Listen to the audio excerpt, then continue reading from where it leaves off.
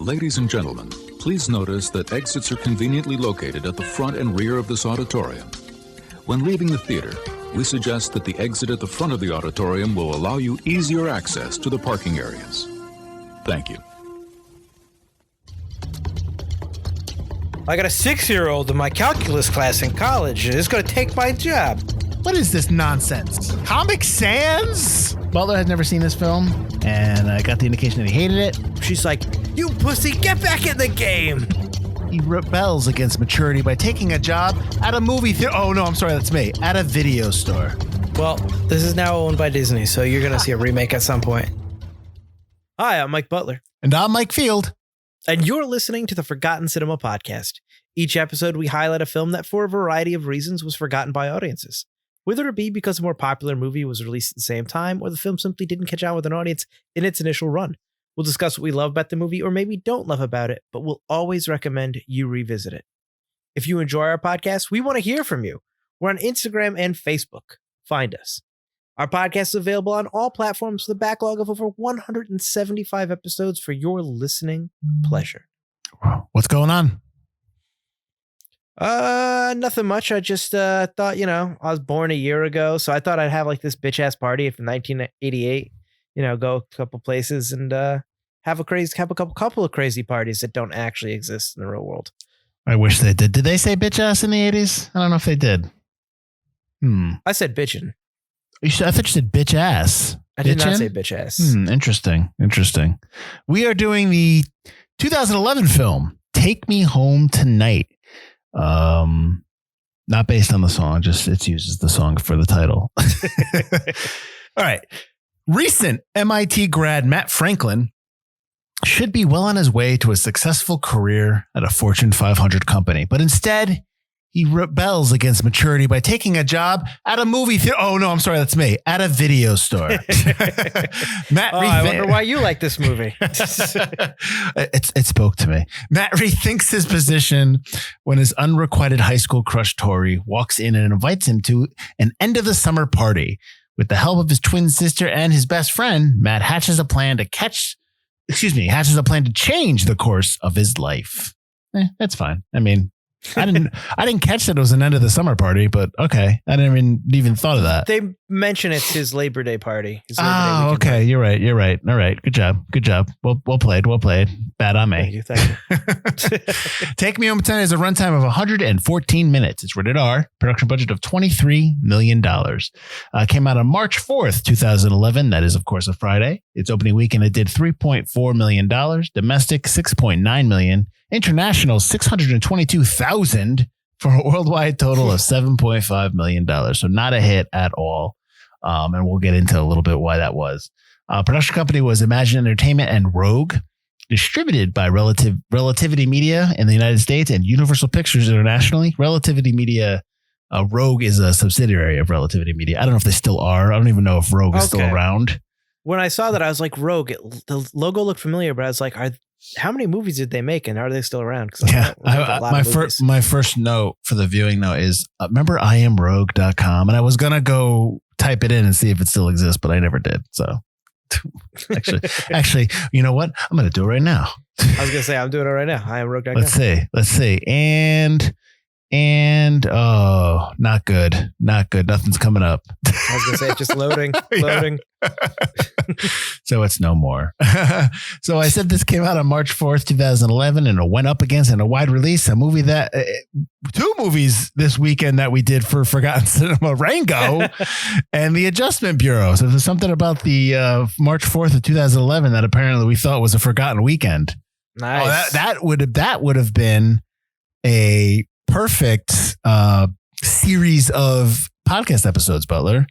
The Forgotten Weekend, Yeah, right. Too bad we're ending. So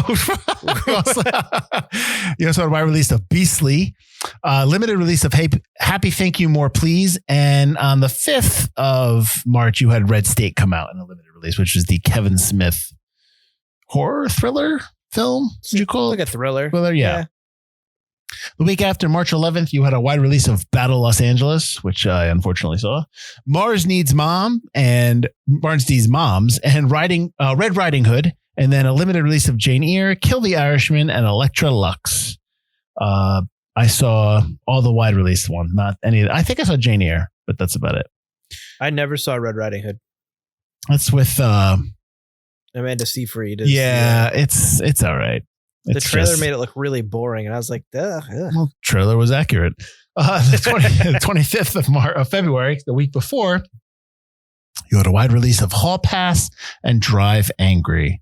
I remember when Hall Pass came out, all I had to hear from everybody after that was about who their Hall Pass was. I'm like, yeah, okay. You oh, sure, buddy. Sure. What was Drive Angry? Drive Angry's with Nicolas Cage. And he's in a car. I want to say, is it Drive Angry? Which is the one where his daughter's kidnapped? And he's going after she's kidnapped by a cult, and he is let out of man. That no. Is that no? I think Drive Angry or one of the. I think Drive Angry is that, like William, not William Atherton, the guy from Armageddon. Let's see. William Fichtner. William Fichtner, yeah. Nicolas Cage, Amber Heard, William Fichtner. A vengeful father escapes from hell and chases after the man who killed his daughter and kidnapped. What? Yes, he gets out of hell just to go after his this cult that's taken his daughter. Yeah. I kind of want to see this movie. You've never seen it? I've never seen this. Oh, I thought I saw this. I don't know who directed. Directed by who directed this? Killed his daughter and kidnapped his granddaughter. Yeah, Patrick Lussier. We've done a movie that he did. That he directed. He's in one of our Forgotten Cinemas. The show has taken a turn. I was going to say this is no longer becoming about Take Me Home Tonight. Listen, I was told that people like the tangents. So people love the tangents. So let's see. I'm into it. Edited Curse. That might be what you're thinking of. Oh, yes. I am thinking of that. That's right. There you go. Nice. There were 2 sequels to Dracula 2000. What? Sorry, you're down the rabbit hole. You don't want to see Dracula Ascension? I mean, I kind of do. You gotta watch Dracula 2000 was bad, but they could be worse. Now I'm curious. All right, so let's bring it on back, or bring it on back to Take Me Home Tonight. We've done the Drive Angry. All right, this film, Take Me Home Tonight, is directed by Michael Dowse, who has done, I think that's how you say his name. If it is, I apologize, sir. He's done Goon, 8-Bit Christmas, and Stuber. With the exception of Stuber, I actually like Goon and 8-Bit Christmas. 8-Bit Christmas, I think you would like. You told me that. I gotta watch it. Maybe. When it comes back around, it's out. I'm pretty sure it's on Disney when this Plus. Comes out, it is the season. I mean, like the season, but you have to get in the mood. When this comes out, it is the season. I gotcha. I can't watch something that's not Christmas Field, not in Christmas time. I don't like watching. Christmas is coming way too early.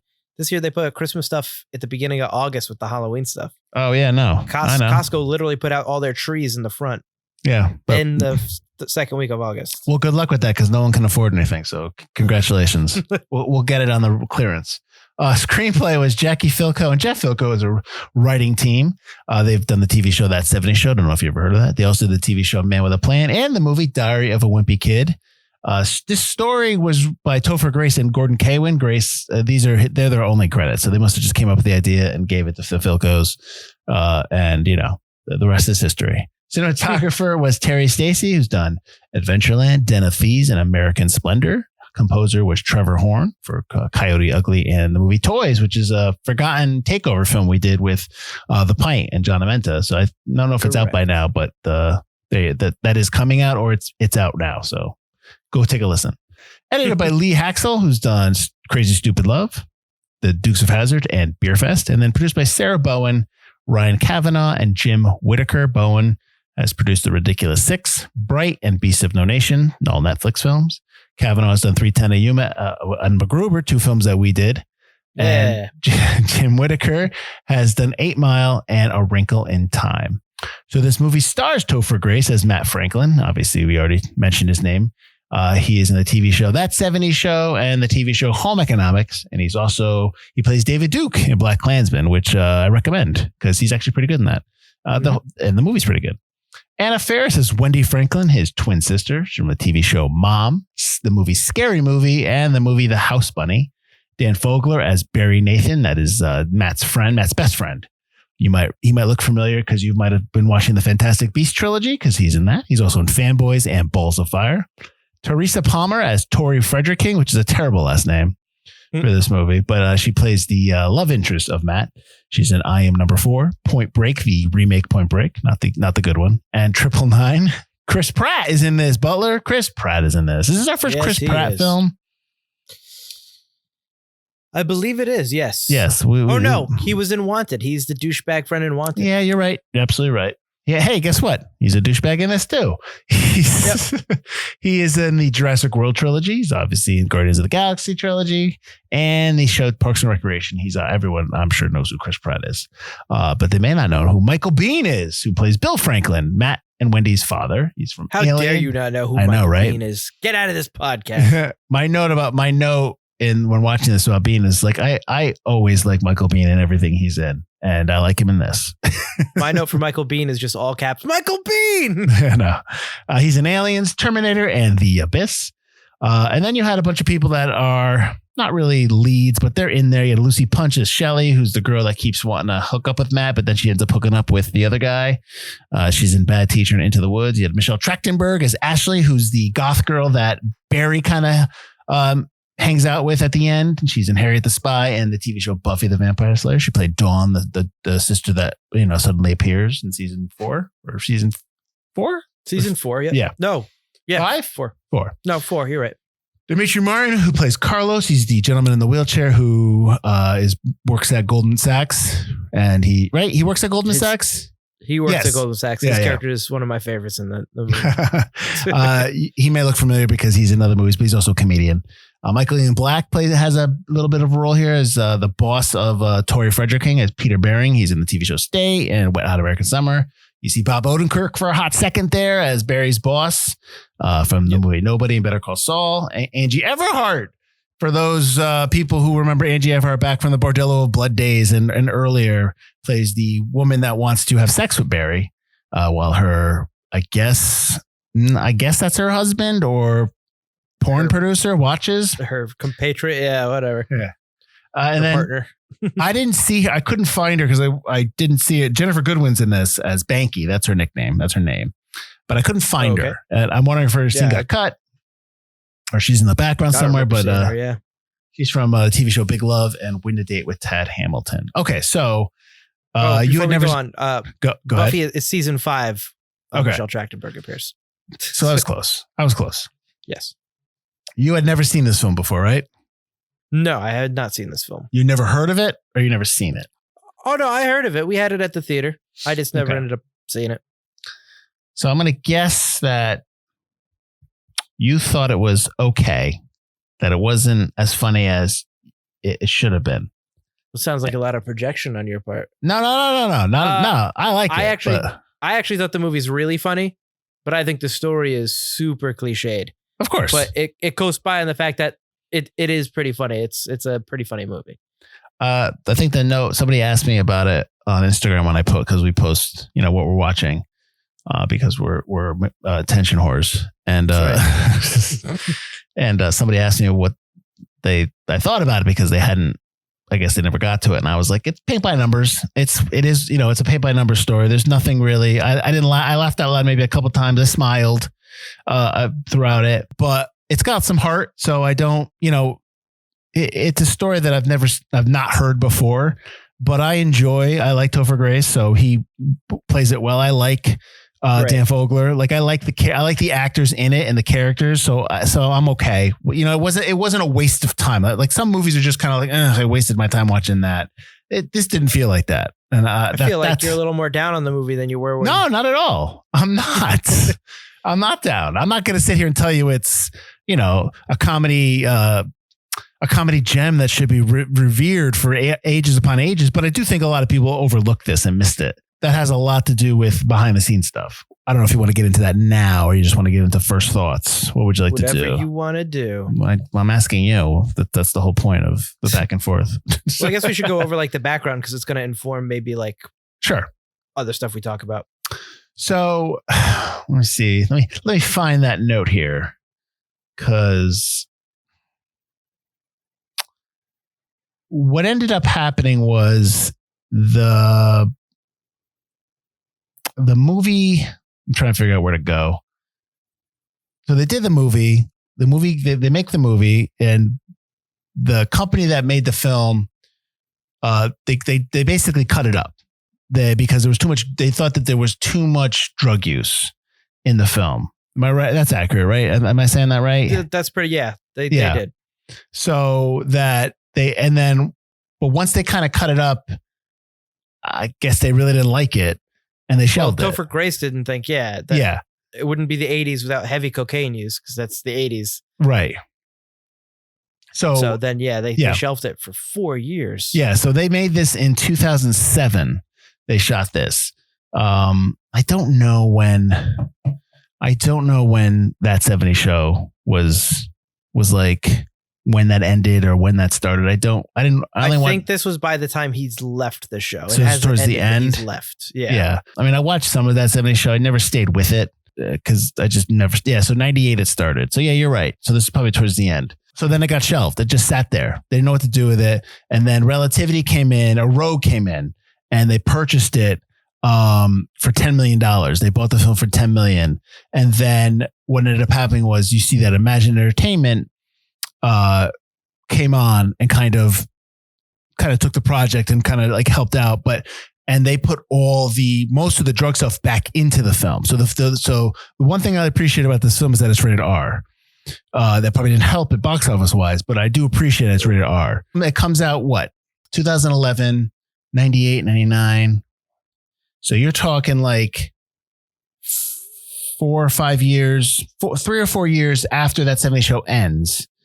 And so Topher Grace is a TV star at that point. I don't know, maybe if movie audiences are going to this, you know what I mean? Because he's in it. I don't think, he's got that movie star power. Yeah. So I like him, and I like him in this movie, but I think that the drug stuff doesn't help it get a wider audience. But at the same time, I don't think you can have this movie if you don't have the drug stuff. Not only because, yes, that's a symbol of the 80s, but it fuels so much of the story. Mm-hmm. So I can see how whatever cut up version was probably unwatchable. Yeah, maybe they just didn't want it released. You know what I mean? Like they were just like, I'd rather just have it sit there and rot rather than Warner Brothers it and take the tax right. Right. But this wasn't a movie that was shelved because of, an executive was ticked off about something and was like, I'm not going to release this. It wasn't like it was almost like it, just kind of got forgotten and everyone's just like, it's not, like dragging your feet because like I said, maybe they thought it would look bad if they released it with the studio cut because it's not their movie. And, maybe it would do worse than it did now. This is one of those films that I think that the box office is how it performed is not indicative of how decent the film is, because there are worse films. There are worse put together films, story wise that do much better than this film. And that's, I couldn't sit here and tell you why. It just is what it is. I don't think the release date helped it. I mean, we're really getting into why it's forgotten at the beginning. Right, stop it then. Stop that. End, but yeah, I think that there are factors that like March is now like the beginning of summer movie release season. Mm-hmm. All right. Well, it's weird why they did that. Let's cut that conversation off then. Okay. So what's the first thing what's something that you really liked in the film? Let's put it that way. Give me one thing. I really liked, what's his name? I like Dan Fogler or Fogler. Oh, Barry Nathan. I like Barry. I like the character Barry. He was fun to watch. Mm-hmm. I think he's one of the best parts of Fantastic Beasts. I like his character. I like his acting style. I like his comedic chops. So I like that. I also like the Matt and Wendy brother-sister angle. I think that's well done. Although there's not a lot of it. It kind of cuts after the first half. Well, now that you mentioned that, let me ask you this question. When they show up at the party and they go to this, she goes to Kyle's party, which is Wendy's boyfriend. So when he first shows up, Kyle looks at Matt and goes, Matt Franklin, you made it. And it's like he doesn't know that that's his girlfriend's twin brother. That's what I felt like. And he's not acting like he knows this person.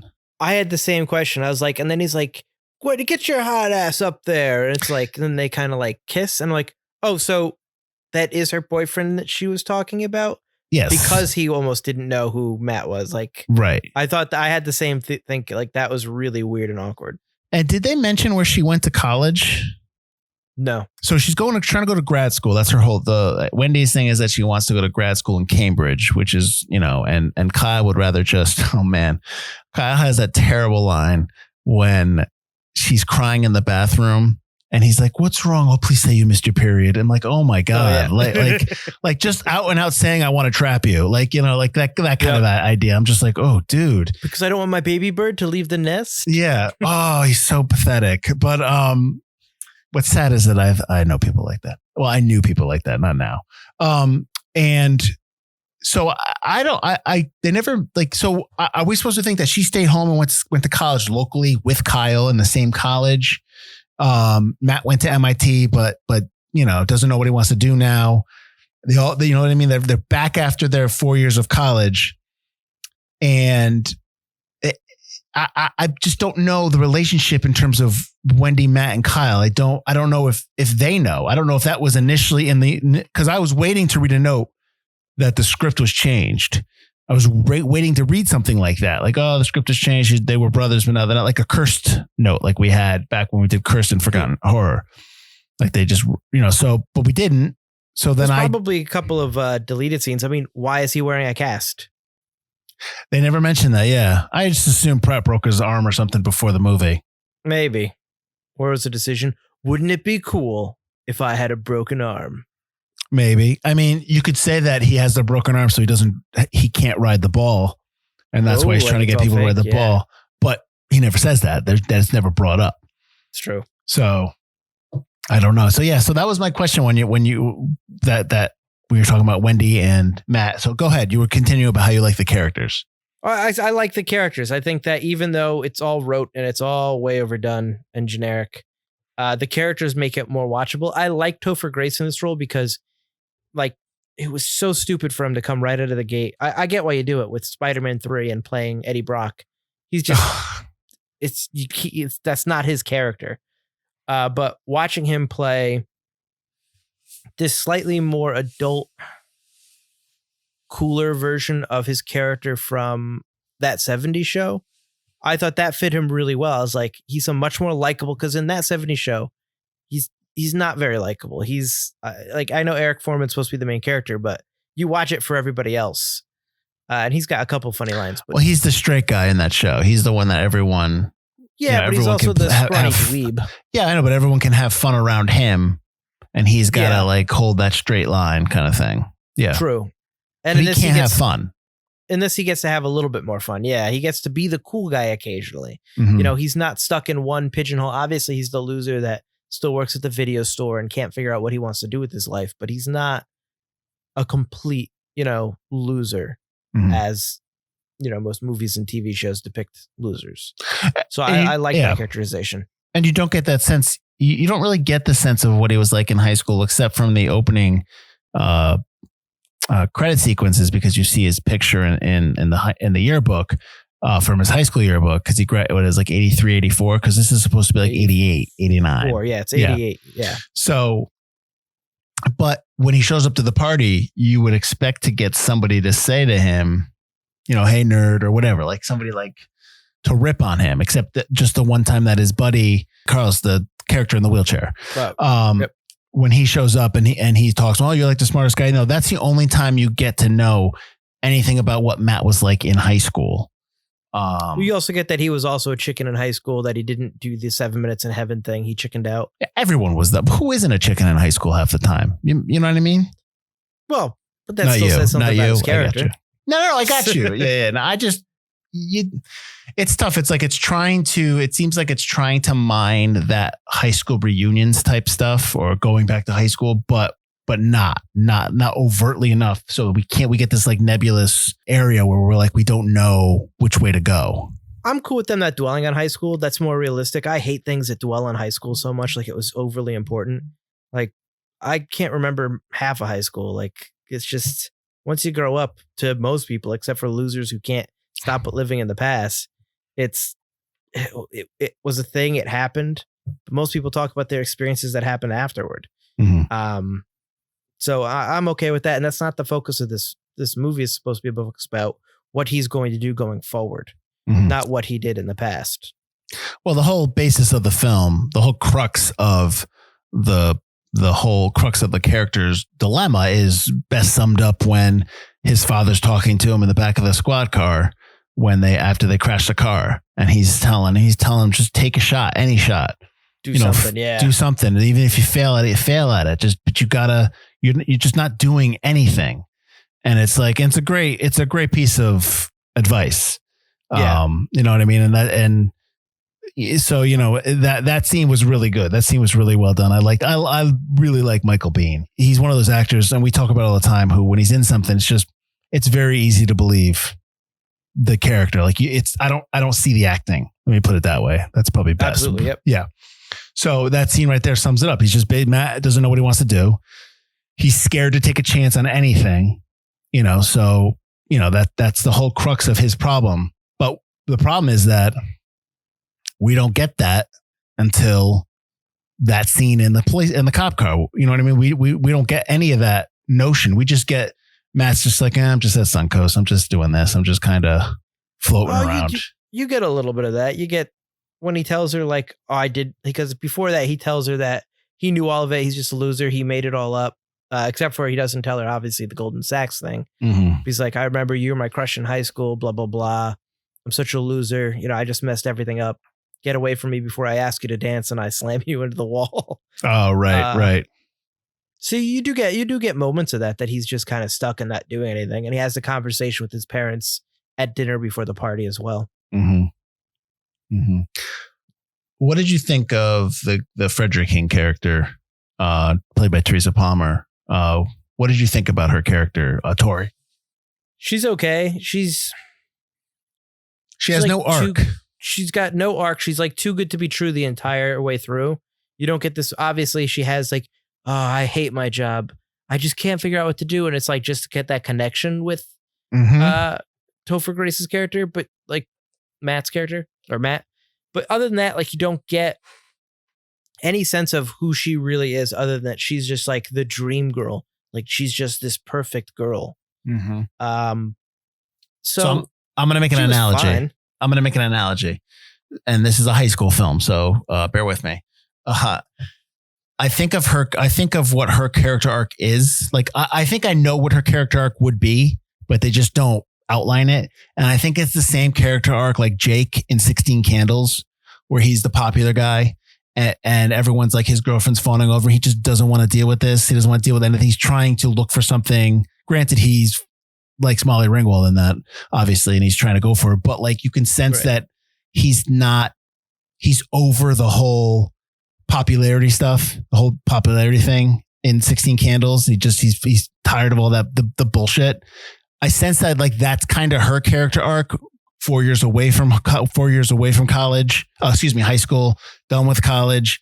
She goes back to see all these high school people and she's just not the same person and she's tired of it. It's a stretch of an analogy, but that's where I vision it. That's where I kind of think about what her character arc would be as she's grown up and she's grown out of this. And because the guy she's talking to, he's like, oh, you got to come see my, what is this? Like my chalet or whatever, my villa. Yeah. You know what I mean? He's a bro. He's still a douche. Right. That's kind of where I see her, but they don't ever have that arc in the story. Yeah, exactly. I think you're writing character bits in for a character that wasn't that well thought out. No, I understand that. I'm saying that might have been, that's the sense I got. And maybe that was stuff they talked about when they started writing the script, but they never put it in. I agree with you. Yeah. I mean, you definitely get that she was like, he asked straight up, would you have ever gone out with me in high school? And she just says straight up, no. Mm-hmm. But she does still have, I think, a little bit of that popular girl left in her. Like the three girls leave the club, like that party, and be like, "You want to go to the other ritzier party?" And she's like, "Oh yeah." So I think there's still a little bit of that in her. I'll tell you this. I can't remember what movie we were talking about, like forever ago on Forgotten Cinema, but it's another one of those unrealistic relationships where it's not going to work out unless he gets his act together. And like she still works for a super bag. She's still super rich and he's still a bum. It's not going to work out between the two of them. You're talking about the one we were talking about. What you're saying right now, you're talking about whatever movie we're speaking about. We're talking about it might have been Collateral with Jada Pinkett Smith's like super rich lawyer and his kind of bum taxi cab driver who also doesn't want to take a chance and open a limo company. Like that relationship, you're just two completely diametrically opposed people. Like it's not like opposites attract. It's like worse than that. That's like in Speed. That's like in the movie Speed when she talks about how two people shouldn't get together during the an intense situation or whatever. Because they were last, and then he doesn't last in Speed too. Yeah. That's a classic. That's a classic romantic comedy trope, though. So. Sure. I don't see that here though. Do you see that in this movie that they won't stay? Yeah. Oh, really? I didn't. Okay. Oh, yeah. He still works at the video store. He still has no prospects. Well, she already has her bank job. But I think that I think that what you're going to find out, what you get when he flips over the card, that he's going to go travel. He's going to go somewhere. Like, I get that, which also means he's not staying with her. No, true. But he's got to find himself. I hear you. Maybe. Yeah. But maybe that's not what it's about. Maybe it's not. It's just about him. Yeah, figuring out that he's got to take chances. Exactly. Or just do something. Move forward. Like constantly moving forward. All right. You know what I mean? But either way, it's his movie, obviously.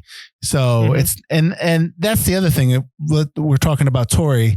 Let's talk about Wendy, because Wendy's, I felt so underwhelmed with her arc because she doesn't get into Cambridge. She breaks up with Kyle, which is great. And then it's like, that's it. Like there's nothing about her. Like I think this movie would have been stronger if it was more focused on the ensemble a little bit. Because they even gave Barry something. They even had Barry figure he's going to go back to college. Like that's the idea you got. That he was going to go back to school. Barry. You don't get enough with Wendy. Yeah. But again, the movie's really short. So true. I wouldn't have minded being a little longer to give Wendy some more stuff. I mean, it's Anna Faris. You can give her some comedy stuff to do. She's got chops. So I was really underwhelmed by Wendy as well. She just kind of appeared in scenes to get through her arc that they gave her, which is nice. They gave her an arc, but I almost wonder if it would be better suited not to have her in it at all. Like if you're not going to really focus on her, do you need a Wendy character? Yeah. Why have the twin sister angle? Like what is that angle? That's just to have that subplot of Kyle and her. Yeah. Okay. I mean, why couldn't you just make Tori combine Wendy's elements with Tori and that kind of like, that's part of the main plot. Like Tori's still like the whole thing with Matt and Tori, but instead of Tori's with Kyle and he wants her to stay home, like that kind of thing. Like why not just intertwine the two plots so that you give your female lead just as much of a character arc as your male lead. Correct. Yeah. And it's two people that have to find out what they want to do with their lives. Like, why not do that? That makes more sense. Yeah. That would have been perfect. So we did rewrite this film. But again, I like the film that we got. I enjoyed like a lot of the moments, you know. Are you finding more problems with it now in your second watch? No, I just, even on my first watch, I knew it wasn't perfect. It's not a perfect film. It's flawed story-wise and it's flawed. But like there are moments in the scene, there are moments in the movie that I enjoy, like the dance off when Barry dances off against the dance off is awesome. Yeah. And then the whole thing, like even the whole sidebar with him and Angie Everhart, and like she's like, so basically they're going to make out in this bathroom, but like her husband's going to watch. And I'm just like, he's just like, stay there. Just stay there. What are you doing? Yeah. What is he doing? He's like talking to her. What is he doing? How close is too close? I don't want to fucking touch me. Yeah. Yeah. Is this not working for you? No, it's not working for me. But then I think my note there too was like, you're at a party and you see a guy in all leather. Something's like, come on. You don't think something's going on? You know, as soon as he walked in, you should have been like, oh. I love the stuff with the I couldn't stop. I always laugh at the moment when he's got the cocaine and he does it for the first time and he doesn't get it. And like he does the cocaine, he goes all over his face instant. and he's just like, oh, great. Just great. Like he's just all like flip. It's just such a small moment. It's just like, oh, fine. Just really cool, Barry. Way to go. I got the bad stuff. Oh. And then he comes out. Yeah, no, obviously I told you this off air, but obviously that moment and when we first meet him reminds me big time of a friend of ours. So, and that's with love. So he doesn't listen to the podcast. So who cares? Please, none of my friends do. But yeah, no. So I like that moment. Obviously, the ball moment is a good. I don't know if I brought that up already, but that moment's a decent moment. Yep. Somewhat. I always imagine that moment longer, but it wasn't. It's always shorter, so than I anticipated. But yeah, no. I like when he throws up into his own nose because he's spinning. Yes. Like,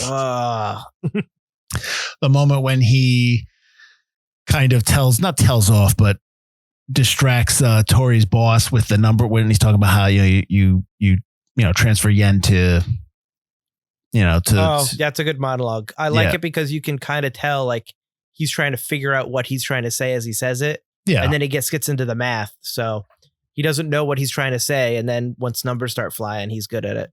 Yeah. And I love all of Carlos's lines. Yeah. Yeah. Carlos's lines just, it's like, my life's no different. I'm pretty much the same guy. I have stronger opinions about hills now because he's in a wheelchair because he got hit by a drunk driver. Yeah. It's like, whatever, man. I'm living my dream. I thought you wanted to play professional baseball. Go fuck yourself. Could you guys move? I'm trying to party here. No, it was funny. It was funny. His stuff's awesome. I like one of the lines I liked was when they walk into the party and Matt's got those glasses on, his sunglasses on. Oh, yeah. Like, why is he wearing sunglasses? Then you just hear the guy in the background, nice shades, asshole. So, I was thinking the same thing. I was like, oh, thank God someone says something.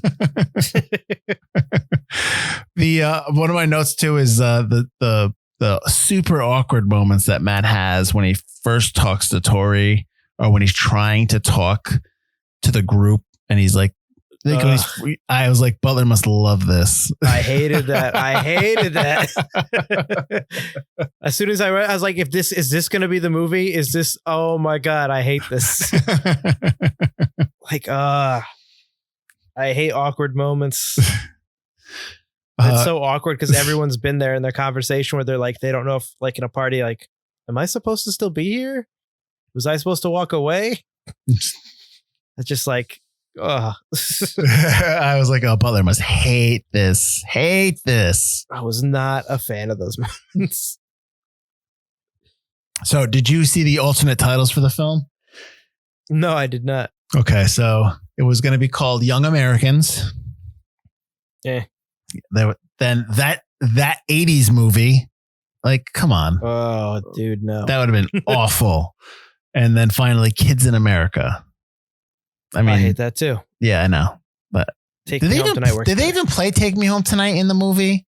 I know they did in the trailers constantly. Yes, the trailers. Yes, I don't think it's in the film. I don't think it's in the film. That's what I can remember.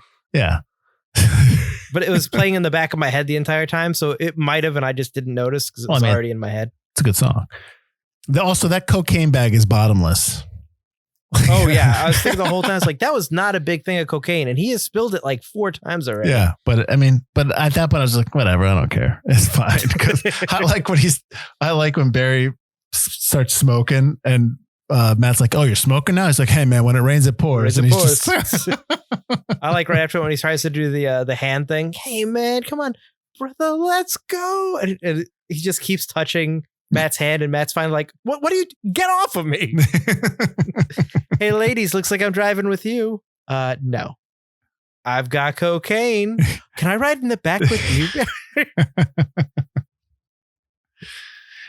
Did you like the whole dialogue about the boob power dialogue when they were talking? Him and Tori. Right. I like that they go back to it. They reference it back. Oh, when she takes off her shirt. Yeah. So I thought that was good. I thought that I always like it when they tie things back together. Did you notice the White Zinfandel callback? No, go ahead. So remember at the very beginning of the movie where he hands the first mature lady he's hitting on the Art of War book? Yes. And he's like, we could talk. Maybe we'll sip some White Zin. So later on in the movie, when they first get to the bank party, the first glass he takes is a glass of White Zinfandel, and he takes a sip and he immediately spits it back into the glass because he finds it disgusting. And I was like, oh, that's awesome. Good stuff. Nice. I'll tell you something that I don't like. I don't love, not that I don't like it. I don't love, like I'm not like in love with, I don't love the speech that Matt gives before he goes into the ball. It's just generic. Yes. I was like, you don't need to be saying any of this. It seems forced. It seems put upon. And it's like, this just doesn't stop. This feels completely different from what the rest of the movie is doing. And I didn't like that speech. It's classic 80s though. Having that like super saccharine lame speech at the end of the movie. Like it just doesn't feel organic, I guess. Oh, not at all. Yeah. But does it really in 80s movies? Like what movie? Give me an example so I can kind of have a reference point. I just think any 80s movie, like The Breakfast Club comes to mind when they're writing the letter. Yeah, but that's like a voiceover. How about this? The Weird Science moment when they stand up to the bullies in the end. Yep. Yeah. But that seems organic. That's within the scene. They're reacting to something that's happened. He just goes up to get in the ball. He's like, I'm doing this. Like, shut up, dude. Get in the ball. I wonder how much money Kyle made from him actually getting in the ball. Because everyone's putting their money and not doing it. Kyle's getting fined. I mean, if I know this is the 80s, but like no one called the cops at all. You can't. No, they did because they go investigate the ball in the water. That's when he finds Matt's. After the ball falls in the water, though. Yeah, but still, I know it's the 80s, but you're getting in trouble for that. You can't do that. Crushes like 3 cars doing it too. Like and then the next day you just see the guy walking his dog and everyone's outside. It's like you what happened here? Somebody's hear anything? The cops are driving by. Apparently he's really rich though, because it's like Kyle's going to be in charge of 6 of the franchises or something like that. So I guess I don't know. With maybe his pop he paid collar. off the neighbors. Well, nice. I feel like they all the pop collar. The 2 friends that might be gay who you only get like one line about it. I love that. Did you guys make out yet? What? I feel like there's character stuff that's like kind of cut out. Like even Stella, like her character doesn't make much sense at all. She just kind of pops up and like flirts with Matt and then comes back again and go, oh, I'm so sorry, Matt. It's like, I feel like her character had more maybe. Oh, you're talking about Shelley? I said Stella. Lucy Yeah, I mean Punch, Shelley. Yeah. I just feel like maybe there was more there that we didn't get to. Yeah, well, I mean, I think about other movies I think about reunion films mostly, like Romeo and Michelle, or movies that have those smaller characters, and they just do a little bit better to flesh them out, or like Beautiful Girls, ensemble films that don't have the obviously the focus is on 1 or 2 characters, but the other characters are fleshed out a little bit better. I think you're right. I think this should have been an ensemble film. I think this one doesn't know. It feels like it doesn't know if it's an ensemble piece or it's just about Matt. Yeah. You know what I mean? With a decent amount of Barry, I just feel like it should be an ensemble film, but it thinks it's super bad.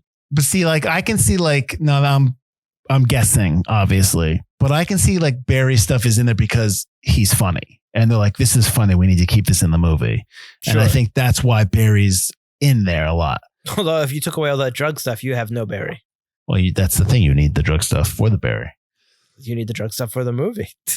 Well, that's the whole point. I love I know Wendy doesn't get a lot to do, but I do love when they're about to steal the car. And I'm just like, oh my God, this went off the rails real quick to this night. And then she locks when Matt tries to run back into Wendy's car to get out when the alarm goes off on the car dealership. She's like, you pussy, get back in the game. She makes him go back and steal the car. Yeah. I thought that was a really cool moment. How about when they're singing the song? Singing Straight Outta Compton. Oh. You know what I'm going to tell you. You know what I'm going to ask you. What? Well, they say the N-word twice. They're singing the song, and they sing it in the song. They're both singing to each other, and they're saying it. Are they singing to each other? Yeah. Did I miss that? I knew it was playing. Oh, you know why? Because I immediately took out my my phone and tried to find out when Straight Outta Compton came out. Oh, okay. Yeah, no, they singing the song to each other. Is this 1988? Okay, they're singing it to each other. I always remember I don't know if it was the first episode of Scrubs, but the episode of Scrubs that starts off where JD's trying to ask Turk about what if it's in a song? No. Oh, and he's like, yeah, I always remember that. I think that, but yeah, they're singing whatever. It is what it is. But I wanted to bring it up. I didn't want to not bring it up. But yeah. And then Topher Grace goes on to play David Duke. He plays him really well too.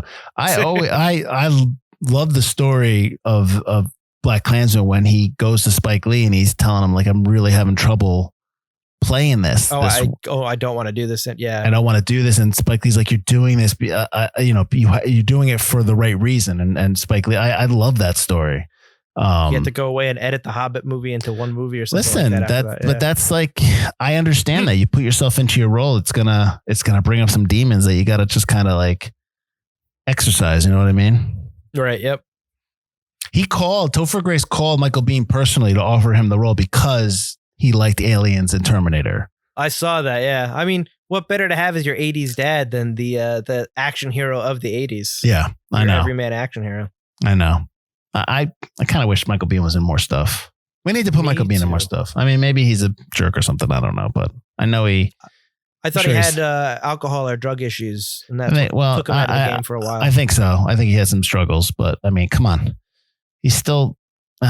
We'll see. I don't know. Put him back in. I don't know that. I don't know enough to kind of say like, where is he not working? So who knows? But I'm always surprised Michelle Trachtenberg isn't in more stuff. I don't know, man. Hollywood's a weird thing, weird business. Yeah, she's just kind of like hot in like the early 2000s, and then just went and like fizzled. Though I think she was in that Pretty Little Liars show, but I think that's kind of like the end of where she kind of fizzled out. The new one or the old one, the original? Yeah, Gossip Girl, not Pretty Little Liars. She's a Gossip Girl. Oh, Gossip Girl. Yeah, no, I couldn't. And kind of like kind of fizzled out after that. I'll give you some critic quotes here. Peter Travers of the Rolling Stone wrote that. Of Rolling Stone, not the Rolling Stone. Of Rolling Stone wrote that Take Me Home Tonight has just enough heart and retro party spirit to hold the line before familiarity breeds contempt. What do you think? Did familiarity breed contempt for you? Yeah, because there are so many movies that we've talked about where I'm like, especially like comedies, romance movies, it's just overdone, the same story over and over again.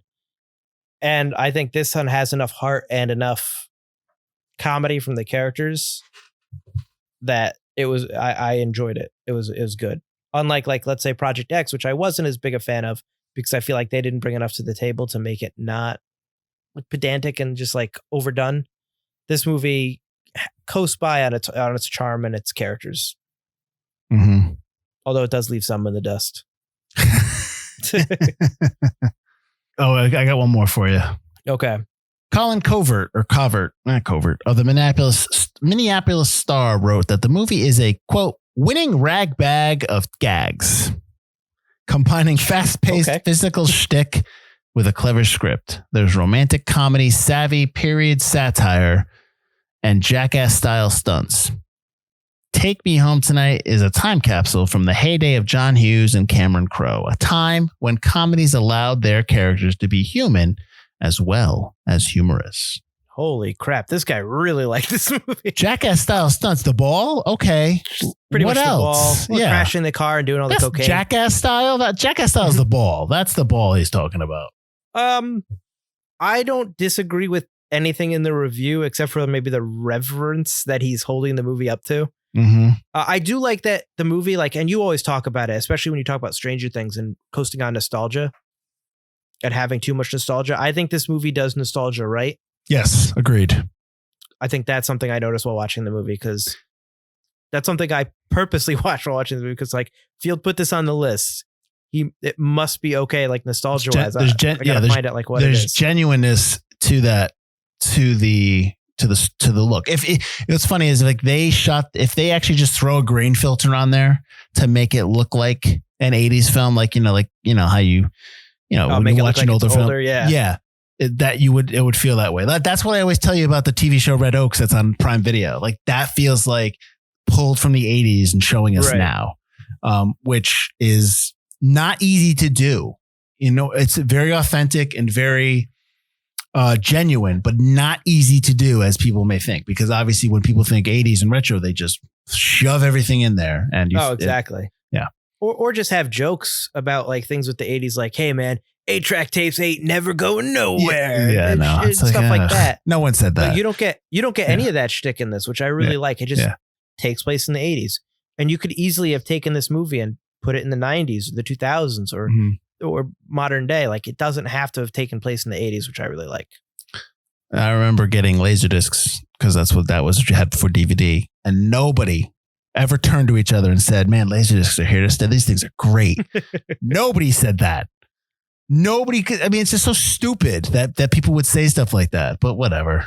I remember Laserdiscs being sold in the FYE in the Trumbull Mall in Connecticut, and going to because it was a huge FYE. It was awesome, that one. And going to the Laserdisc section, it was so small and compact. And does anybody, I'm always over there just looking at the cases because they're so weird. It's they're giant record player CDs. Who buys these things? Oh, I bought them. I had over 100 something. Well, that's what you bought back then. Instead of DVDs, you bought that. You would have bought them too if you were buying stuff. And I knew people that had VHS and then DVD. Nah, and then the dread. Well, because VHS, you had to they were so expensive to buy when they first came out. You couldn't just go pick up a new movie. You had to wait to get them. Wait till Blockbuster didn't need 800 copies of it and then buy it at Blockbuster. Yeah, then they would sell them after they buy each VHS or DVD back in the day for $100 or however many and they buy 20 of them. And once they rent them out and it surpasses they're just making money after money if they keep renting them out. But eventually if they don't rent them out, they sell them so they can finish them off. But regardless of that, there was such dread when you watched the Laserdisc and you had the laser rot and you had the little pink and red lines that were appearing on your screen. And that meant that your Laserdisc was getting laser rot and it was it. It was done. It was just, yeah, exactly. And you would have to go get another Laserdisc. It's what the I have some VHS copies that wore out just because I watched it too many times. Sure. Yep. But now we're dating ourselves. So you got any other quotes you like in this film before we move on? I do have some other quotes, although I don't remember some of where some of them appear, but I do it's like having Rain Man on the floor, except you can touch him. Again, that's a Carlos quote. And then I like Matt's comment to Michael Ian Black's character, because he's always takes the girls up to see their tits or whatever. Mm-hmm. He's Supreme Court takes sexual harassment cases very seriously nowadays. Took him for $8 million. I thought that was one. I mean, obviously I like when Barry goes, "Gotcha, bitch," when he smacks the dance guy in the balls. So stupid. And then I like the line from the dad, where his partner, Michael Bihn's partner character, when they've after they crash the car and they let him go, we'll call this one a mulligan. Wait, you're just gonna let us go? You're just gonna leave the stolen car here? Relax, Matt. We're the LAPD.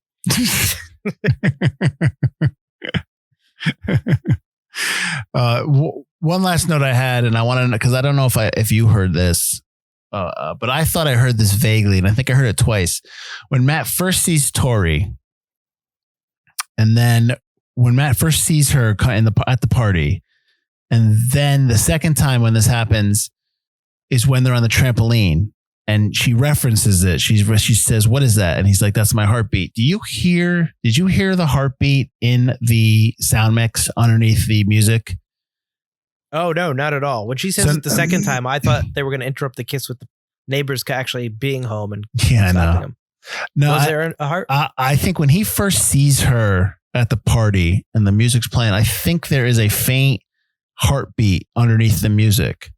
And you hear it. And then and I was like, I don't know if I think that's there. I'm not sure. But then when they reference it again on the trampoline, and I definitely thought I heard it there. that made me think, okay, yes, that was on purpose. And I thought that was a really cool little thing to do there.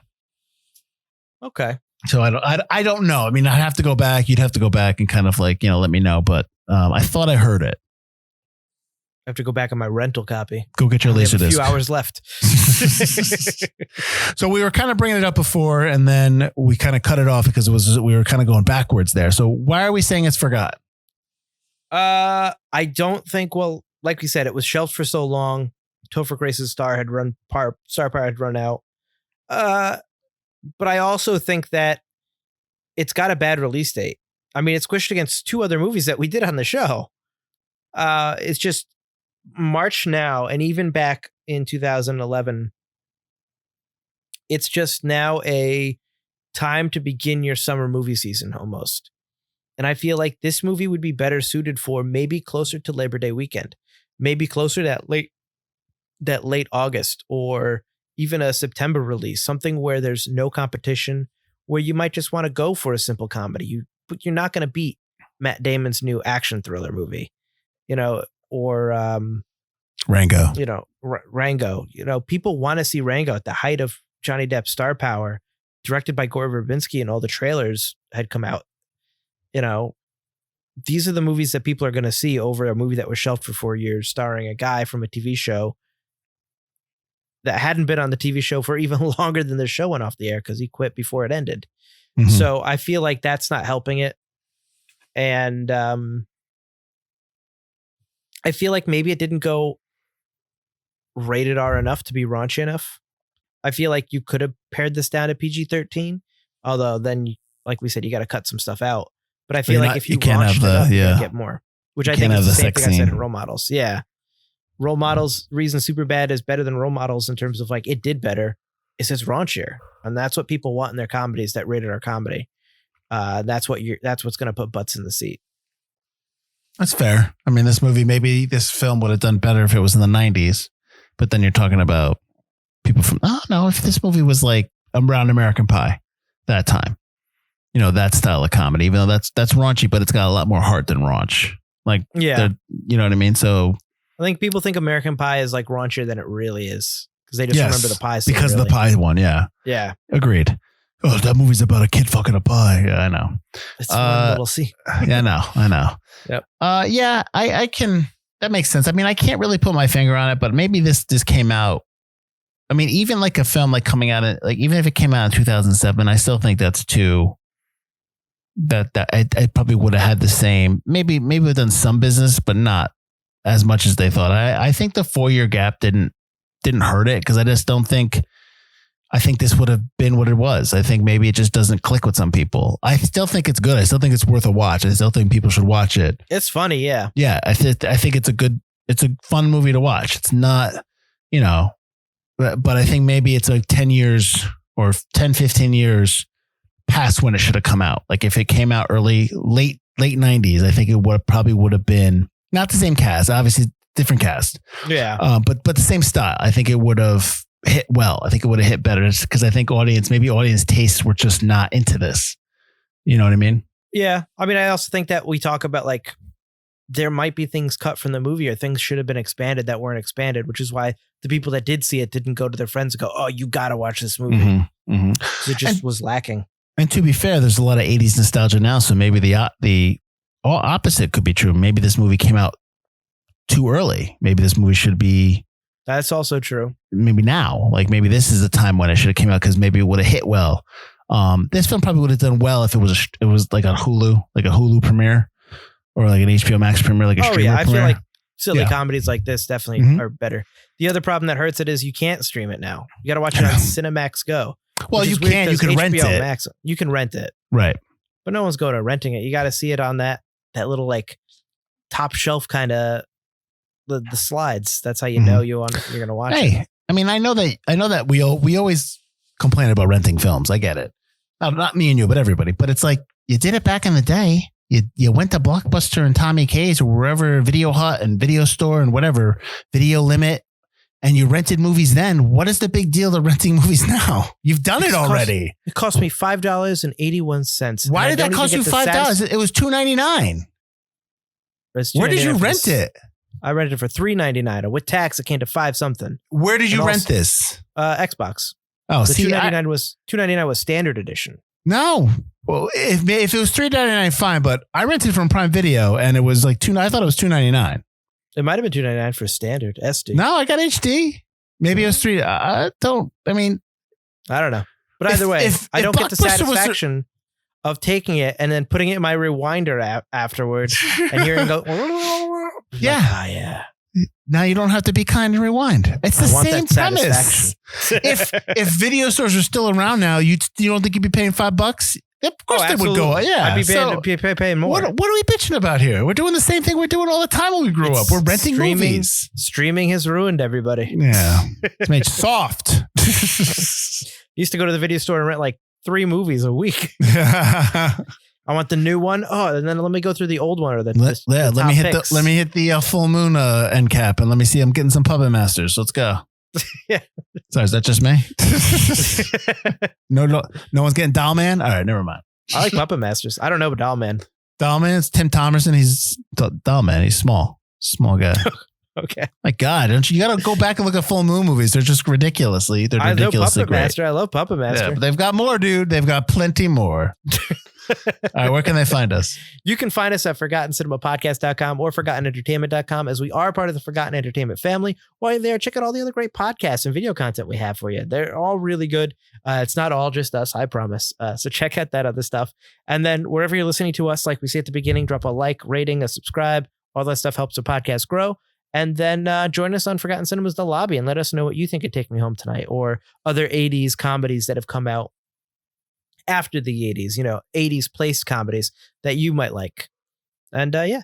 And join us next week. We're going to dreary old England to listen to some the dulcet tones and sounds of Johnny Depp singing and Sweeney Todd, the demon barber of Fleet Street. So that is next week. This would have been a good forgotten horror movie, Butler. That's not really a horror movie. There's enough blood. That's next week on the show. Everyone have a great week. I'm Mike Field. I'm Mike Butler. And this has been Forgotten Cinema.